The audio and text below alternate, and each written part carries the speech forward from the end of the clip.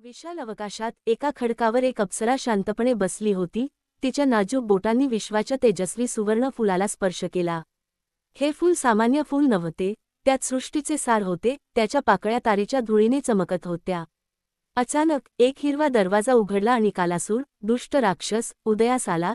त्याचे शरीर विषारी हिरव्या ऊर्जेने चमकत होते. त्याचे डोळे सोनेरी फुलावर टेकले. तो अप्सरेकडे झेपावला, विनाशासाठी तिची शक्ती वापरण्याच्या उद्देशाने.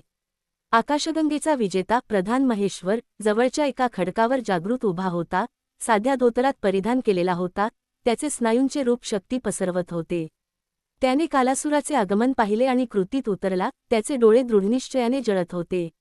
एका गडगडाटाच्या गर्जनेने प्रधान महेश्वरने एक शक्तिशाली मुक्का मारला. वैश्विक शक्तीने कालासुरावर प्रहार केला.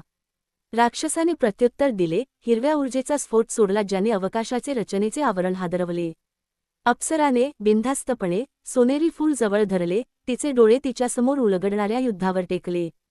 लढाई चालूच राहिली. ग्रह थरथरत होते, तारे थरथरत होते, जेव्हा आकाशगंगा विश्वनृत्यात एकमेकांवर आदळत होत्या. कालासुराने त्याच्या सर्वात गडद जादूला बोलावले. तोपर्यंत प्रधान महेश्वर उंच उभा राहिला. त्याचे प्रहार अथक होते. एक हिरवा भोवरा दिसला, जो विश्वाला भस्म करण्याची धमकी देत होता. निर्भयपणे प्रधान महेश्वर विश्वात घुसला. हजारो सूर्यांची ऊर्जा प्रवाहित केली.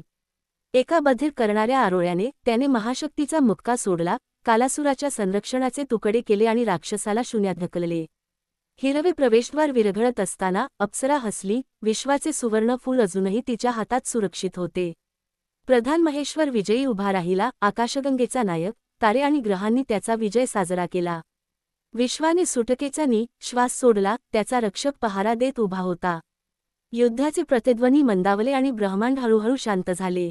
प्रधान महेश्वर मान हलवत, त्याचे कर्तव्य पूर्ण करत आणि अज्ञात, सदैव जागृत असलेल्याकडे वळला. विशाल अवकाशात शांतता पसरताच अप्सरा नाहीशी झाली. सोनेरी फूल सुरक्षित झाले.